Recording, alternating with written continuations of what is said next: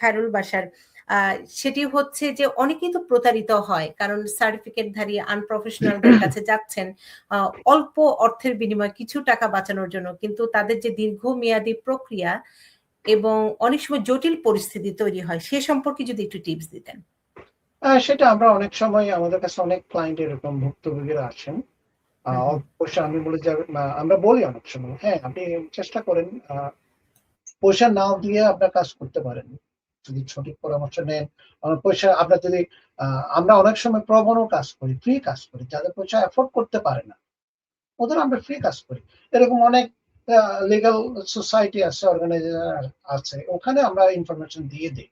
হ্যাঁ আপনি ওখানে যান, তারপরে আপনি এক্সপেরিয়েন্স লোকদের যারা লাইসেন্স বলেন বা অনেক ধরনের এক্সপেরিয়েন্স থাকতে পারে ওদের অ্যাডভাইস করার জন্য। আমি যদি একটু অ্যাসাইলাম কেসগুলোর কি অবস্থা, আপডেট কেমন চলছে, কেমন মানে উত্তরগুলো আসছে, অ্যাপ্রুভাল রেট কিংবা ডিনাই রেট, এই বিষয়টা যদি একটু জানতে চাই আপনার কাছে।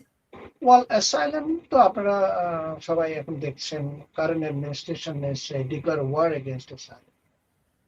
দ্যাট মিনস অনেক যারা আগে প্রুভ করতো অনেক কেস, ওরা অনেক চাকরি চলে যাচ্ছে। And every week we see that last week আমাদের 26 ফেডারেল প্রেসিডেন্ট থেকে 2 জন জাজের চাকরি চলে যায়। অনেক ওদের অ্যাপ্রুভাল রেট ছিল অনেক বেশি, পরে দিয়ে এই লাস্ট ইয়ার থেকে গত 6 মাস থেকে ওরা আস্তে আস্তে সব ডিনাই করা শুরু করলো, বাট আলটিমেটলি তাদের চাকরি চলে গেল। সো এখন কারেন্ট গভর্নমেন্ট আমি ওয়ার বলবো না, তারা অ্যাসাইলাম দেবে না এখন, কেস বাই কেস বেসিস। হ্যাঁ অ্যাসাইলাম অবশ্যই হচ্ছে, অ্যাপ্রুভাল হচ্ছে, so it depend on situation and other factors হচ্ছে। তবে অ্যাপ্রুভাল রেট আমি যদি বলি nationwide, not only New York, it's very low, more than 100% sell.